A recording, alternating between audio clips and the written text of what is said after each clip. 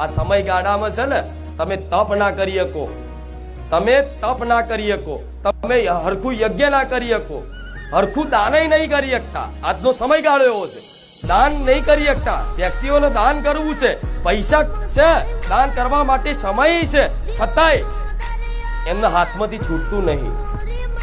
હાસું ખોટું નહીં છૂટતું. હું માતા જોડું છું.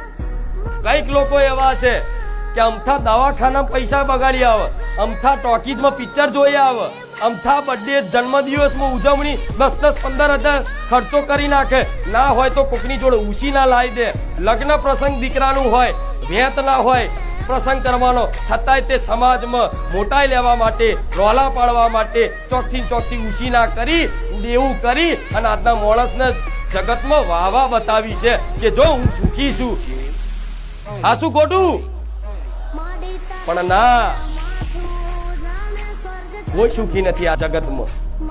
જે ખાલી ભગવાન માતાજીને ઉપાસના અને એના વિશ્વાસના ભરોસે છે, એના સિવાય આ જગતમાં કોઈ સુખી નથી.